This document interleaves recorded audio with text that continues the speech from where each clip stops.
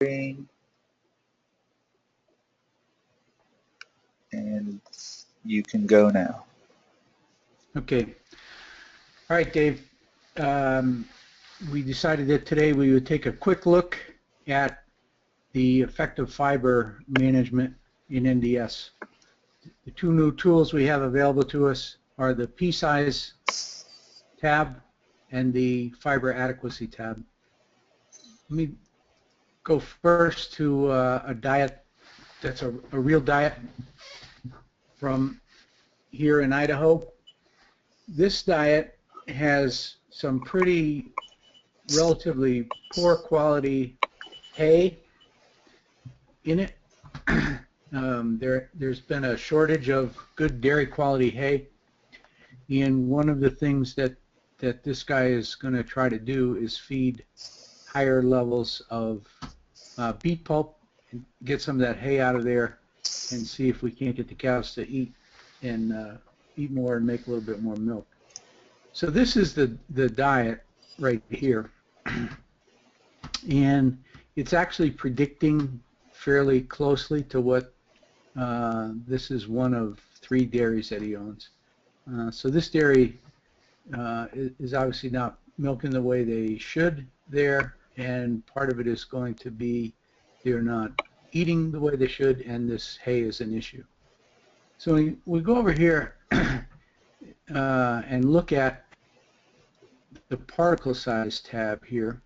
I've already put in the Penn State 4-screen shaking results for him, and what you see is that the observed physical effective factor is 0.51 and the estimated physical effective factor is 0.576, and the PENDF in this diet is 18.54.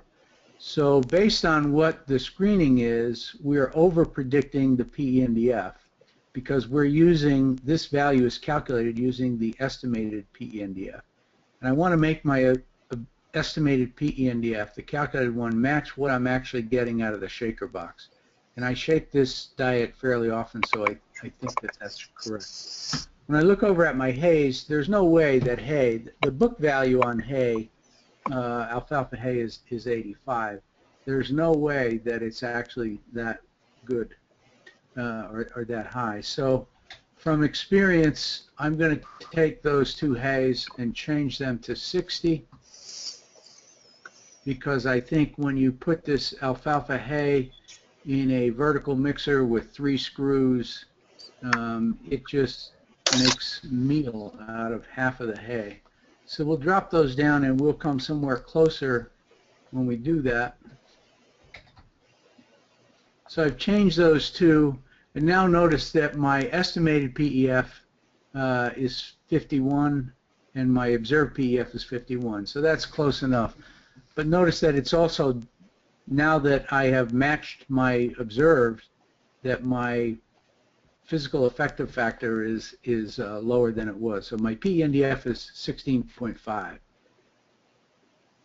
I come back out here to the diet itself, one of the strategies in this dairy will be to use more beet pulp, because that's what we have available, to use more beet pulp and get some of this hay out of there to try to get some more intake out of these cows. So when I do that, I am going to come over here and look at what my fiber adequacy is.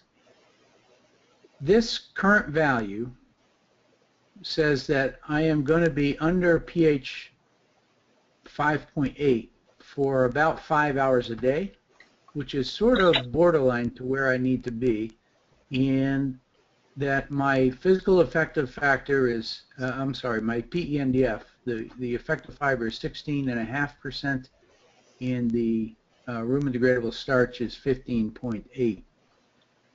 So that's the current value for the diet. I want to stay probably somewhere in this safe value, and to get into the safe value, it says I need to raise the effective fiber, or I need to drop the rumen fermentable starch. Now these numbers here, you look at this 15.84 right there, That's the same number that you see down here on this fermentability tab. So this is the fermented amount of starch. The actual starch in that diet is 20.5 if I look over here. So it's 20.5% starch in the diet, but the fermented starch is less than that. It's about 16%. And the starch in this diet is 77% fermentable. So in order to make my adjustments, I'm going to add some dry pulp. So we have a sugar factory here in southern Idaho, and we have access to wet beet pulp. He's already got that in there. He's contracted for the amount he can get every day at that, so I can't go up on that. I'm going to take this shreds though, and I'm going to put in, let's just say 5 pounds. Now my intake is about 53.7, so I need to take some of that off. I got 4.5 pounds of shreds. I'm going to go up here and take 2.25 off of each of these, so I'm going to be down to about 3.45 or something on each of these 2 hays. He's feeding a blend of these 2 hays. So my intake goes back to somewhere close to where it was. If you look up here, my current effective fiber on this diet is 16.9, and my room degradable starch is still hanging there at about 16%, 15.99. So this says that with that change that I've made, even though I have less forage in this diet now than I did a minute ago, look at where this forage is now down to 40%. If I look at my relatively safe values, I want to be somewhere around 4.5. It would say that if I keep this 16% rumen fermentable starch, I can go as low as 17.5% effective fiber and still have a rumen pH that's going to work for me. On the other hand, if I keep the effective fiber at 16.9, I could actually drop, I would need to be below this 14.8 as a maximum amount of rumen degradable starch there. So it's basically an iterative process, which is giving me some guidance on what I can do here and make this diet continue to work. Now those numbers, let me go back if I can. I guess that's not going to work. I was thinking I could get those original ones back there. So if I do 5.7, let me just go back so we can see where we were. 5.7 is what his hay approximately was, and he did not have these shreds in there. So when I do that, my current, this is the diet that's out there now, the current value is 16.5% effective fiber and roughly 16% rumen fermentable starch. I'm going to try to get some more intake by going to high fiber byproduct, non-forage fiber. So I'm going to drop these down to 3.45,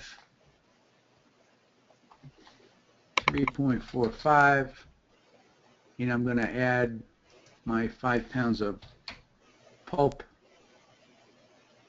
And it basically is changing my amount of forage in the diet.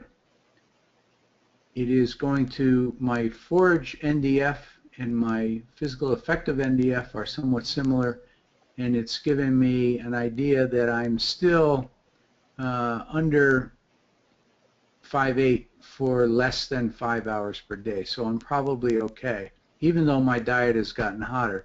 Let's just look. So remember, my objective here is to stay under pH 5.8 for at least 5 hours a day. So let's look at whether I could take any more out of here. Let's take another pound out of this. So we'll take this down to 2.45. We'll take this one down to 2.45, and we'll raise the shreds up to 6.55.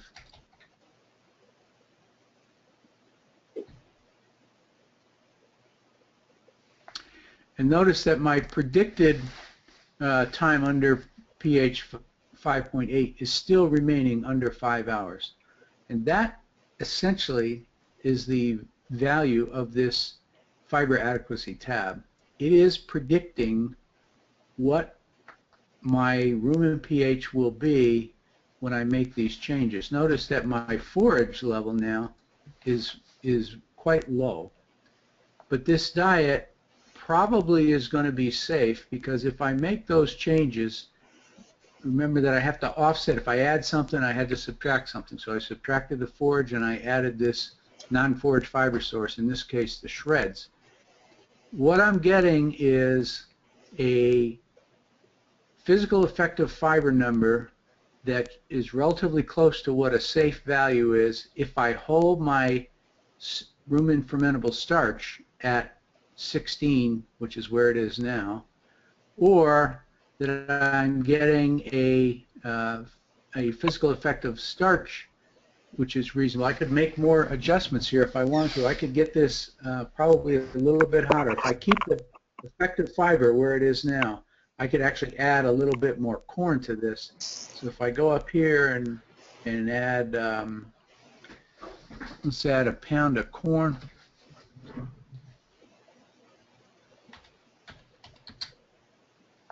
But we got to take it out of somewhere, so we'll take it out of that extra beet that we put in there. We'll drop that beet to 6.2.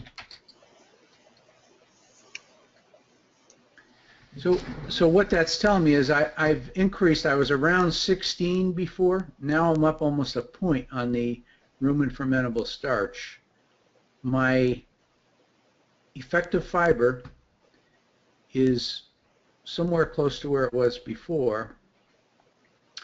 And this is telling me that my predicted time under pH 5.8 went from, if you recall before, I was about 4.6 or 7, and now it's up to 5.24. So I'm sort of borderline. I'd like to be somewhere under that 5 hours per day. And I'm bumping up, you know, I'm a little bit riskier than I was before. I'm still not borderline probably, and you're never or rarely going to get up here to where you have no risk. On high producing cows or cows in high pens, this low no-sera risk probably is not realistic. We're not going to get there. Notice that this is predicting that my pH with this diet, the average pH is 6.04. But really what's important is how much time they spend under 5.8. This is somewhat borderline, but watch what happens if I go out here and I look at the milk here. I'm up from where I was before on the milk, and what I haven't done here is cows will have higher intakes on this diet. That's part of the reason that I'm bumping the high forage, the high non-forage fiber source here, that beet. So I'm taking some of that crummy hay out, replacing it with a high fiber byproduct. I should get more intake out of that. So in addition to the change in the predicted milk at this level of intake, I would expect that the intake will go up here. I'm not going to model that. hey, But Buzz, watch what happens if I just, yes. let's hit the comparison tab and let's just look at that. I know I don't want to get too off of what we're looking at, but using the feature of the comparison tab, and then I was kind of wondering down in the sugar aspect. I mean, your sugar's in your hay, so right down there below, you're looking at a sugar level of or sorry, go to the You want to just look at analysis. the gross, Yeah. not the, yeah, okay.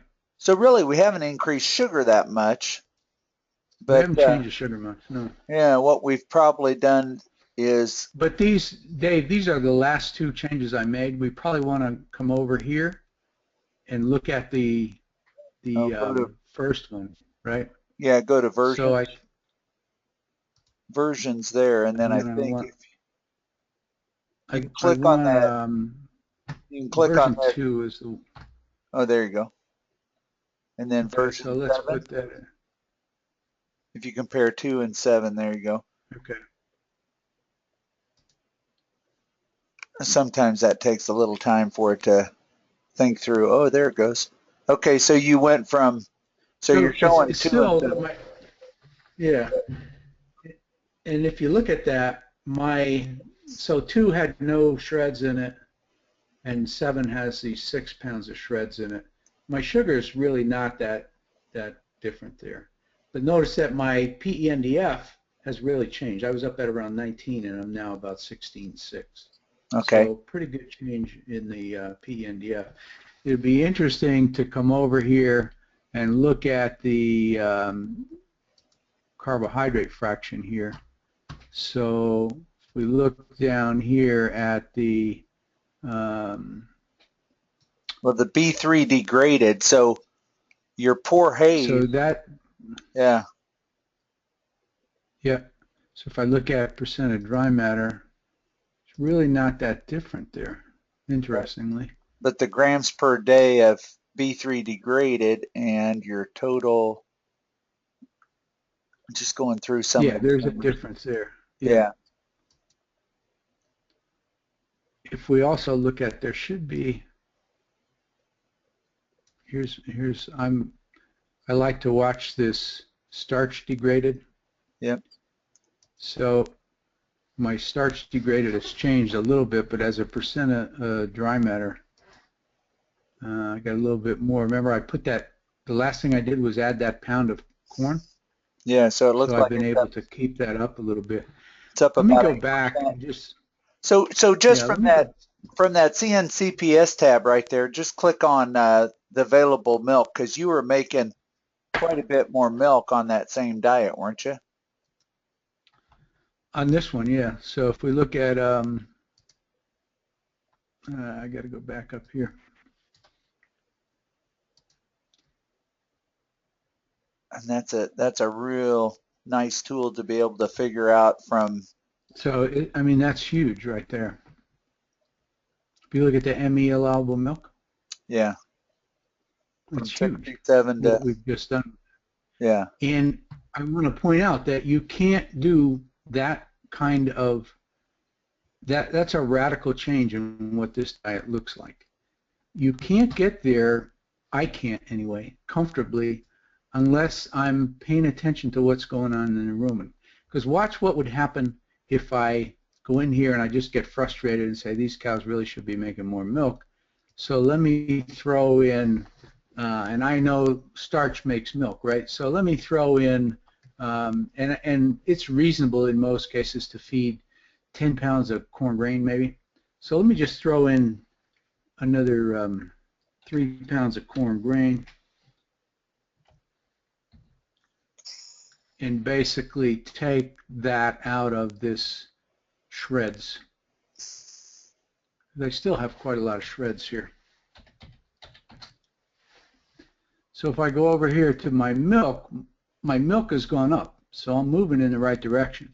But if I look at the fiber adequacy tab, now it says that my Yeah. current value, I'm going to be under 5.8 for 7 hours a day.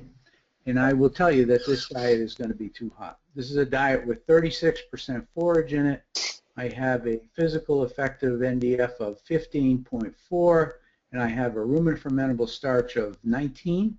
That's going to be a pretty hot diet. And that's the beauty of using this tab, is I can do some radical things to my diets and try to avoid getting into Sarah as I'm looking for where the next pound of milk is coming from. Well, that's Make cool. sense? Yeah. We could show the other diet, but I think we've gone through that tab pretty well. Do you want to quickly show that diet, or shall we end here? Because I Yeah, we think, can quick look at that. So the first thing I want to point out is that this is a diet. I've pulled in down here 2 Cornell feeds just so that you can see what those feeds, the physical effective fiber on those feeds is. So the physical effective fiber out of the box, these 2 feeds here, I have, they're my samples. I've changed the samples. So I just wanted to see what the PEF factor is on corn silage coming out of the library is 80, and on the alfalfa silage is 75. I took these, if you look though at my calculated effective fiber, neither of these has any amount in the diet, and I pulled them up just to show you what the effective factors are there. But if you look at my calculated effective fiber, it's 22.3, and the estimated PEF, so the physical effectiveness factor for the TMR, based on this set of pin state 4 screen with the 4 millimeter screen results, my observed, it says that my effective fiber in here has a effectiveness factor of 54, and yet the calculation is for 69. I already know that if I take these down to somewhere around 60, I'm going to move this diet closer. It takes a minute when you change them. I'm going to move the observed PEF closer .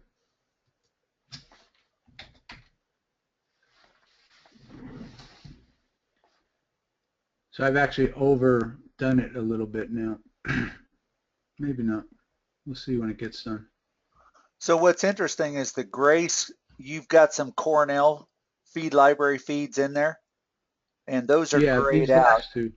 Yeah, so those are grayed out. So if you wanted to make those farm specific in the recipe, you could copy those as a farm ingredient, and then you would be able to. Okay. And right, and that's what my top two have done. So we're close enough. I would fine tune these, but basically the point is that if you're going to go after the edge sort of in a diet, you want to do it with some confidence that you're not going to get in trouble with the rumens. So the first thing to do is make sure that when you shake the diet, and you have to use either the Penn State 4 fraction system with the smallest screen being the 4 millimeter screen, you cannot use the smallest screen being the 1.18. So if your smallest screen, if you have a 4 level Penn State system and your smallest screen above the pan has a metal screen in it, that's the 1.18. That doesn't work here. We'll give you a bad value for effective fiber.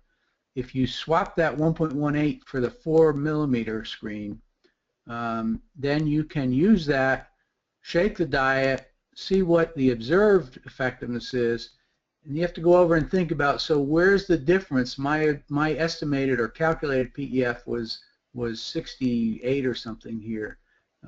So I'm calculating a higher PEF for this diet than what I'm actually getting when I shake it.